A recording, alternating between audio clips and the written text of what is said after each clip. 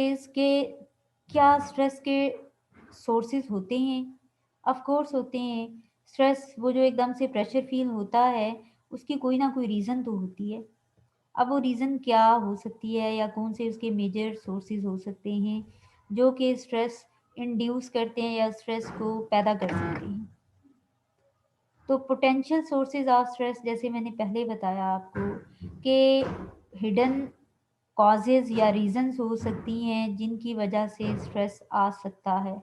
अब we are not talking about the level of stress, कम या ज़्यादा लेवल, किन किन वजूहात, किन किन रीजंस, किन किन फैक्टर्स की वजह से आ सकते हैं। तो उनमें एनवायरमेंटल फैक्टर्स हैं, पर्सनल फैक्टर्स हैं और ऑर्गेनाइजेशनल फैक्टर्स हैं। हम एक एनवायरनमेंट के अंदर रह रहे हैं, एक एनवायरनमेंट में हम इंटरेक्ट कर रहे हैं, एक सोसाइटी में हम रह रहे हैं, ठीक है। यहाँ पे हमारी जो सराउंडिंग है उसमें डिफरेंट 3 तरह के एलिमेंट्स हैं जो कि हमारे कंट्रोल में नहीं है, जो कि बियॉन्ड आवर कंट्रोल है। वो है इकोनॉमिक फैक्टर्स, पॉलिटिकल फैक्टर्स और टेक्नोलॉजिकल फैक्टर्स। इकोनॉमिक फैक्टर्स हैं, पेट्रोल की प्राइसेस कम ज़्यादा होती हैं, वो आपके कंट्रोल में नहीं है। इसी तरह से पॉलिटिकल सिस्टम जो है उस पे आपका कंट्रोल नहीं है। यहाँ पे धरना हो जाता है, यहाँ पे जो है बिजनेसेस ठप हो रही हैं धरनों की वजह से, यहाँ पे स्ट्राइक्स हो जाती हैं, कुछ भी हो रहा है, वो आप उसको कंट्रोल नहीं कर सकते एज एन इंडिविजुअल। इसी तरह से टेक्नोलॉजिकल एडवांसमेंट्स आ रही हैं, उनके ऊपर आपका कंट्रोल नहीं है। टेक्नोलॉजिकल एडवांसमेंट्स आती हैं तो आपको मजबूरन उनको अडॉप्ट करना पड़ता है। आप उनको लर्न करते हैं, उनको अपनी लाइफ में यूज़ करना शुरू कर देते हैं। आप उसको निगेट नहीं कर सकते, रिफ्यूज़ नहीं कर सकते, उसको अवॉइड नहीं कर सकते, मजबूरी है। तो ये बियॉन्ड योर कंट्रोल हैं। अब इकोनॉमिक फैक्टर्स हैं, उनकी वजह से स्ट्रेस कैसे आ सकता है? पेट्रोल की प्राइसेस इंक्रीज हुई। हम इंडिविजुअल लेवल से स्टार्ट करते हैं। एक एम्प्लॉय जो बाइक पे आता है, एक मिडिल क्लास फैमिली से सपोज बिलोंग करता है, या उसके वो बस अपनी सर्वाइवल नीड्स को अच्छे तरीके से फुलफिल कर रहा है अपनी इनकम की बेस पे। पेट्रोल की प्राइसेस इंक्रीज हुई डेली बेसिस पे, उसके जहाँ पे 60 रुपये लग रहे थे अब वो 70 भी लगना शुरू हुए। तो मंथ का जो 3000 है वो एडिशनल कॉस्ट पड़ गई उसको, वो एडिशनल एक्सपेंसेस उसके आगे जो उसको मजबूरी में पे करना पड़ेंगे। वो ये भी नहीं कर सकता कि वो पेट्रोल ना ले, वो ये भी नहीं कर सकता कि वो अपनी मर्ज़ी से पेट्रोल की प्राइसेस कम करवा सके, वो कर ही नहीं सकता। उसको इस चेंज या इस इकोनॉमिक फैक्टर के अगेंस्ट वो रिएक्ट नहीं कर सकता, वो इसको एडजस्ट करने की, इसको अडॉप्ट करने की कोशिश करेगा।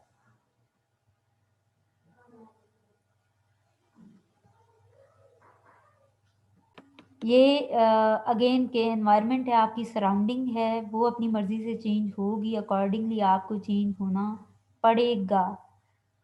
आपको चॉइसेस नहीं दी गई हैं कि आप चेंज होना चाहें तो ठीक है, ना चेंज होना चाहें तो आपकी मर्ज़ी, ऐसा हो ही नहीं सकता। ये वो फैक्टर्स हैं जिनके अगेंस्ट हर सूरत आपको चेंज होना पड़ेगा। तो उसको मैनेज करने के लिए फिर आपको प्लानिंग करना पड़ेगी, आपको कंफर्ट जोन से निकलना पड़ेगा, आपको अदर रिसोर्सेज जो हैं उनको सर्च करना पड़ेगा ताकि आप अपनी लिविंग को एटलीस्ट इंश्योर कर सकें। तो इस चीज़ का एक प्रेशर होता है। फिर इसी तरह से पेट्रोल की प्राइसेस अगर इंडिविजुअल लेवल की बजाय हम ऑर्गेनाइजेशनल पॉइंट ऑफ व्यू से देखें तो प्राइसेस इंक्रीज हुई। अब वो ऑर्गेनाइजेशन जो कि प्रोडक्शन कंपनी है सपोज, अब रॉ मटेरियल वो लेके आ रही है, जैसे लेदर से चीज़ें बन रही है, लेदर को लेके आना, उसको भी ज़ाहिर है ट्रांसपोर्टेशन उसके लिए यूज़ होगी। फिर एक जगह स्टोर करना, वहाँ से क्लीनिंग के बाद वो दूसरी जगह भेजी जाएगी, फिर उसमें ट्रांसपोर्टेशन एक्सपेंसेस आए। और ये चीज़ आपने सुनी होगी कि पेट्रोल की प्राइसेस जब इंक्रीज़ होती हैं तो हर एक चीज़ की प्राइसेस इंक्रीज़ होती हैं। तो इसका मतलब ये कि रॉ मटेरियल जब कंपनी में आएगा, ट्रांसपोर्टेशन इन्वॉल्व हो रही है उसमें। जो पेट्रोलियम की वजह से प्राइसेस इंक्रीज हुई हैं पेट्रोलियम की, तो पेट्रोल जो है उसकी कॉस्ट जो आपने एस्टिमेट लगाया था वो बढ़ गई। अब आप जो चीज़ सपोज 5 रुपए में बन रही थी वो आप 10 में बेच रहे थे, तो 5 का फ़ायदा कंपनी प्रॉफिट अर्न कर रही थी। लेकिन पेट्रोल अगर 2 रुपए भी बढ़ा तो कंपनी के प्रॉफिट्स कम हो गए।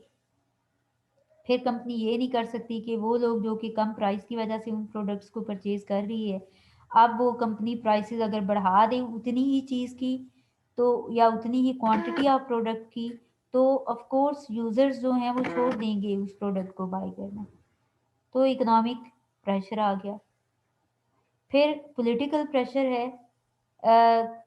या ये जो है किस तरीके से सोर्स ऑफ स्ट्रेस बनता है कि आपके आप डेली बेसिस पे जा रहे हैं और एकदम से जो है इस्लामाबाद की रोड्स ब्लॉक हो गए, लॉकडाउन हो गया, या हम कहते हैं कि स्ट्राइक या धरने की वजह से जो है इस्लामाबाद में जितने भी वर्किंग यूनिट्स हैं वो सब बंद हो गए,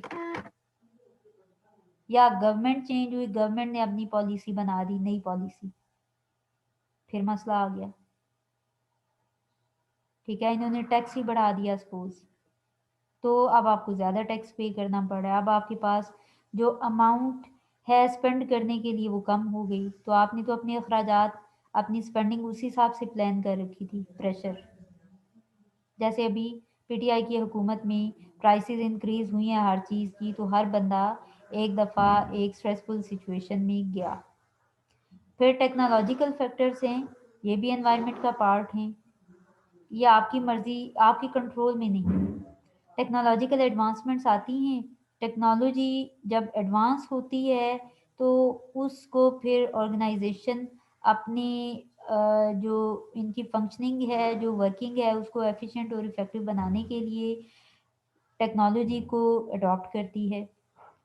जैसे कंप्यूटर्स आए सपोज, कंप्यूटर जो डाटा रिकॉर्ड मैन्युअली कर रहे थे, जब उन्होंने देखा कि एक मशीन आ गई और उसमें तो अब एक कीबोर्ड है उससे डाटा एंटर कर रहे हैं, बस आराम से रिकॉर्ड हो रहा है, तो उनको तो पता चला कि ये तो स्किल हम में है ही नहीं है, तो हम यहाँ से किक आउट हो सकते हैं। फिर एक प्रेशर, फिर ये कि उनको बताया गया कि आपको ट्रेनिंग प्रोवाइड की जाएगी कैसे कंप्यूटर यूज़ करना है, कैसे इसमें डाटा रिकॉर्ड करना है, आपको गाइड किया जाएगा। अब वो जो नियर 60s लोग थे उनके माइंड में, क्योंकि उस एज में लर्निंग जो है वो उतनी इफ़ेक्टिव नहीं रहती है। एक फिर प्रेशर कि ये तो हमें समझ ही नहीं आएगी, ऑर्गेनाइजेशन ने तो अपना काम कर देना है, ट्रेनिंग दे देंगे, हमें समझ नहीं आएगी तो ये तो कह देंगे कि हमने तो आपको सिखाया था, आप फिर भी नहीं सीख पाए, तो आपकी यहाँ पे हमें ज़रूरत ही नहीं है। फिर एक प्रेशर, फिर इसी तरह एक और कैटेगरी है, एक और मेजर सोर्स है स्ट्रेस का, दैट इज़ पर्सनल फैक्टर्स, जो कि इंडिविजुअल की के अंदर होते हैं, उसके अपने कंट्रोल में होते हैं, जो कि पर्टिकुलरली उसी से रिलेटेड होती हैं। वो एम्प्लॉय की पर्सनल लाइफ हो सकती है। फैमिली इश्यूज हैं, फैमिली में कोई डेथ हो गई, कोई लड़ाई झगड़ा हुआ, उसकी वजह से someone is not able to be focused on the job, family के इशू की वजह से वो अपनी जॉब में अटेंटिव नहीं हो पा रहा। फैमिली में कोई ऐसा सीरियस प्रॉब्लम है जिसका प्रेशर है, कोई बीमार हो गया, किसी की डेथ हो गई, वैसे लड़ाई झगड़े होना शुरू हो गए, प्रेशर है कि ऐसे ही सिस्टम चलता रहेगा। ठीक है, उसकी वजह से स्ट्रेस आ गया। फिर पर्सनल इकोनॉमिक प्रॉब्लम्स हैं कि जो अर्निंग कैपेसिटी है एक इंडिविजुअल की उतना ही वो अर्न कर सकता है, लेकिन अब उसकी अर्निंग की बेस पे ही is not able to manage his expenses, जो इकोनॉमिक वैल्यू है उसकी वो कम होगी, या हम कह सकते हैं जो उसकी अफोर्डेबिलिटी है अब वो कम होगी, या वो अपनी तमाम ज़रूरियात को पूरा करने के लिए जितना कमा रहा है वो बहुत कम है, या उसमें इतनी कैपेसिटी नहीं है कि वो अपनी जो उसकी सर्वाइवल नीड्स हैं उनको पूरा करने के लिए इनफ अर्निंग कर पाए। फिर एक प्रेशर, कि मैं तो कोशिश कर रहा हूँ लेकिन इससे ज़्यादा मैं 100% आउटपुट दे रहा हूँ, इससे ज़्यादा मैं कर ही नहीं सकता, मेरी कैपेसिटी ही इतनी है। ठीक है, वो कोई भी हो सकता है, वो एज फैक्टर हो सकता है, या एक बॉस है उसके अंडर कोई अब्यूजिव लीडर है सपोज, डांट डपट के गालियां दे के आपको, पनिशमेंट दे के आपको काम करवा रहा है, लेकिन आप काम करना चाहते हैं, काम कर भी सकते हैं, लेकिन ड्यू टू योर बॉस आप नहीं कर पा रहे, और वो हल्की सी बात करता है आप उसको लेके बैठ जाते हैं। अब ये पर्सनल फैक्टर है कि आप स्ट्रेस, जितने लेवल का स्ट्रेस है उससे ज़्यादा लेवल का स्ट्रेस उसकी वजह से ले रही होती है। फिर इनहेरेंट पर्सनैलिटी करेक्टरिस्टिक्स होती हैं, कुछ लोग आदतन, कुछ लोगों के पैदाइशी तौर पे ये उनके खून का, उनके विरासत में ये चीज़ आती है, उनके खून का हिस्सा होता है कि वो चीज़ों को नेगेटिवली ही सोचते हैं। कुछ लोग होते हैं वो छोटी सी बात होती है समटाइम्स उनकी, वो इतना गम में डूब के इतना ज़्यादा स्ट्रेस्ड आउट हुए होते हैं, और वो आपसे जब स्टोरी या अपनी प्रॉब्लम शेयर करते हैं तो आपकी हंसी निकल जाती है कि ये तो बोदर करने लायक है ही नहीं है, जिस पे इतना सोच सोच के इसको पागल हुआ पड़ा है। पर्सनल फैक्टर्स हैं कि वो किसी हल्के से प्रेशर को भी बहुत जो है या हल्के से प्रेशर का रिएक्शन उसके ऊपर बहुत ज़्यादा हो जाता है। इसी तरह से जेलसी है सपोज, तो कुछ ऐसे इंडिविजुअल्स जो कि जिन लोगों से, जिन चीज़ों से उनको जेलस होने की ज़रूरत नहीं है, वो फिर भी जेलस हो जाते हैं क्योंकि उनके नेचर में ये चीज़ शामिल है। ठीक है, तो उसकी वजह से भी प्रेशर आ रहा है। फिर कुछ लोग स्ट्रेस को जो है इतना कोई भी अगर प्रेशर है, कोई चैलेंजिंग सिचुएशन है, तो उसको ये सोच के हल्का लेते हैं कि कोई भी मुश्किल टाइम आता है, गुजर जाता है या हो जाएगा, लेकिन कुछ लोग सोचते हैं कि ये तो मेरे साथ ही होता है। पर्सनल फैक्टर्स ज़्यादा प्रेशर ले लेते हैं उस चीज़ का। इसके अलावा ऑर्गेनाइजेशनल फैक्टर्स हैं जो कि प्योरली रिलेटेड टू ऑर्गेनाइजेशन होती हैं, जिसमें ऑर्गेनाइजेशन की पॉलिसीज़ ऐसी होती हैं कि आप सपोज 5 साल के बाद ही प्रमोट हो सकते हैं, चाहे आप 5 साल के अंदर जितना भी एफिशिएंटली परफॉर्म कर लें। अब उसकी वजह से प्रेशर है कि मुझे तो प्रमोट होना है, मैं इसीलिए इतना एफर्ट्स पुट इन कर रहा हूँ, इतना इनपुट दे रहा हूँ बियॉन्ड जो स्टैंडर्ड है वो परफॉर्मेंस मैं दे रहा हूँ, सिर्फ इस वजह से कि मेरी परफॉर्मेंस को देखते हुए ऑर्गेनाइजेशन मुझे प्रमोट कर दे, लेकिन मेरी एफिशिएंसी जो है it is of no use, उसका कोई फ़ायदा है ही नहीं। प्रेशर होगा। फिर एक ऑर्गेनाइजेशन की तरफ से एक और प्रेशर, लिमिटेड टाइम के अंदर टास्क को कंप्लीट करना और एरर्स उसमें अवॉइड करना, एरर्स भी ना हो, अप टू द लेवल या स्टैंडर्ड के अकॉर्डिंग परफॉर्मेंस देना एक लिमिटेड टाइम के अंदर। आपने टास्क कंप्लीट करना है, जैसे मार्केटिंग एग्जीक्यूटिव्स की मैं हमेशा एग्जांपल इसलिए देती हूँ कि आपको आइडिया होगा, और आप देख रहे होते हैं कि वो लोग जैसे मेट्रो पे आप जाएं तो वहाँ पे वो सिम लेके खड़े होते हैं और मिन्नतें कर रहे होते हैं कि मैडम फ्री में लेके चले जाएं, सर फ्री में लेके चले जाएं, इसमें ये पैकेजेस हैं, वो पैकेजेस हैं, वो कर रहे होते हैं। किस लिए? प्रेशर होता है कि उस जो उनका डेली बेसिस का टारगेट है उसको अचीव करना होता है, प्रेशर है। और अगर वो टारगेट अचीव नहीं होता तो कटौतियाँ होंगी, जो अमाउंट फिक्स हुई है वो नहीं मिल पाएगी, प्रेशर। फिर वर्क ओवरलोड, कि आप जो है डेली बेसिस पे आप सारा दिन सिर्फ काम कर रहे होते हैं, रेस्ट का मौका ही नहीं मिल रहा होता। Psychologically you have to think about, या फिर आपको फिजिकली अपना काम जो है वो करना पड़ता है, उसमें रेस्ट का टाइम ही नहीं होता, आप एक कप ऑफ टी भी नहीं पी पाते हैं, ओवरलोड है उसका प्रेशर। फिर ये कि डेली बेसिस पे आप इतना थक जाते हैं कि सिर्फ घर जाके आप सोते हैं, तो यू विल फील लाइक कि आप रोबोट या कोई मशीनरी हैं, प्रेशर शुरू हो जाता है। फिर डिमांडिंग या इनसेंसिटिव बॉस हो, एक बॉस है आपका, मैनेजर है, सुपरवाइज़र है, वो आपसे डिमांड पे एक काम देता है आप कर देते हैं, दूसरा काम, तीसरा काम, मतलब आप किए जा रहे हैं और वो आपको काम दिए जा रहा है। फिर ये कि उसको वो ये नहीं देख पा रहा कि आपके हेल्थ इश्यूज़ हैं या आपके अंदर वो काम करने की कैपेसिटी नहीं है, वो इस चीज़ को फुली इग्नोर करके बस उसको काम चाहिए, ऐसे वाला बॉस है। प्रेशर होता है कि कभी-कभी इंसान उस मूड में नहीं भी होता है या हर दिन हफ़्ते के 6 से 7 दिन इतना एक्टिव एक इंडिविजुअल नहीं रह पाता है। कभी ना कभी 1 आध दिन की छुट्टी बीच में होनी चाहिए, कभी ना कभी 1 आध दिन ऐसा होना चाहिए जिसके अंदर रिलैक्स किया जा सकता हो, ठीक है? या आपको किसी फैमिली में कहीं जाना है, फंक्शन है कोई भी अच्छा-बुरा, तो उसके लिए आपको छुट्टी नहीं दे रहा, ही इज़ बीइंग इनसेंसिटिव।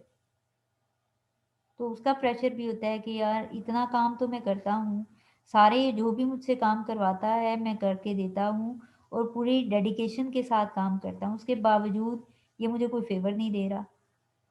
उसके बाद अनप्लेज़ेंट कोवर्कर्स अगर हों, ये बहुत देखने में माइनर सोर्स ऑफ स्ट्रेस लगता है लेकिन इंतहाई खतरनाक।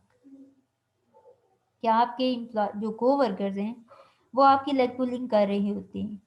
जैसे एक क्लास में एक स्टूडेंट एक्टिवली पार्टिसिपेट करता है, टीचर को जो भी वो सवाल पूछता है वो उनको बताता है, कंट्रीब्यूट करता है ऑन डेली बेसिस। बाकी स्टूडेंट्स जो हैं they are doing nothing, they are contributing nothing और वो स्टार्ट कर देंगे ये ज़्यादा ही शोखा बनता है, ये ज़्यादा एफिशिएंट बनता है, टीचर के सामने नंबर बना रहा है, ये है, वो है, ठीक है? और इस तरह से डेली बेसिस पे करना शुरू हो जाए। फिर एक पॉइंट आएगा जब स्टूडेंट स्ट्रेस्ड आउट हो जाएगा क्योंकि ये माइनर रीज़न होगी। इसके साथ-साथ फिर क्या होगा कि जब भी वो गुज़रेगा कहीं बाहर भी यूनिवर्सिटी से बाहर भी स्टूडेंट मिलेगा तो उसको कहा जाएगा कि ये तो किताबी कीड़ा है, ये तो बस पढ़ता ही है। ऐसी-वैसी बातें, उसका स्ट्रेस होता है। फिर समटाइम्स ऐसा होता है कि आपके कोवर्कर्स आपकी एफिशिएंसी से जेलस हो के आपके अगेंस्ट कोई ना कोई पॉलिटिकल स्टेप्स लेना शुरू हो जाते हैं। आपके सीनियर्स को जाके खामखा आपकी शिकायतें जो आपने किया हो ना किया हो वो जाके बताना शुरू हो जाते हैं सिर्फ इसलिए वजह से कि वो आप जो आपका एक पॉजिटिव इमेज बना है उसको वो मुतासर कर सकें, वो ख़राब कर सकें, क्योंकि वो खुद इतने प्रोडक्टिव नहीं हो रहे तो वो चाहते हैं कि आप भी एक प्रोडक्टिव एम्प्लॉय के तौर पे सामने ना आए, ठीक है? या फिर एक और जो बहुत बहुत ख़तरनाक चीज़ है कि आइसोलेट करना शुरू कर देते हैं। आपके एक केबिन में 6-7 लोग बैठे हुए हैं सपोज़, वो 6 लोग जो हैं उनमें से 5 लोग डेली बेसिस पे इकट्ठे चाय पीना शुरू कर दें और जो छठा इंडिविजुअल है, छठा वर्कर है, उसको वो ऑफ़र भी ना करें कि आप हमारे साथ चाय पिएँगे या कि नहीं। तो फिर डेली बेसिस पे ये स्ट्रेस मिल रहा होता है, एक प्रेशर होता है कि ये मुझे एक्सेप्ट नहीं करते हैं या ये मेरे लिए वेलकमिंग नहीं है या डेली बेसिस पे ये मुझे इग्नोर कर रहे हैं, तो वो एक बड़ी फ्रस्ट्रेशन वाली सिचुएशन होती है, एक प्रेशर होता है कि यहाँ पे इस माहौल के अंदर ये डेली बेसिस पे मुझे फेस करना पड़ेगा, तो इसमें सर्वाइव करना बहुत मुश्किल हो जाएगा। अब ऑर्गेनाइजेशनल फैक्टर्स में डिफरेंट 3 फैक्टर्स आते हैं या 3 कैटेगरीज़ आती हैं जो कि मज़ीद हमने इसको कैटेगराइज़ किया हुआ है as a sources of stress. वो टास्क से रिलेटेड हो सकते हैं, वो रोल से रिलेटेड हो सकते हैं, वो लोगों के आपसी ताल्लुकात की बेसिस पे हो सकते हैं।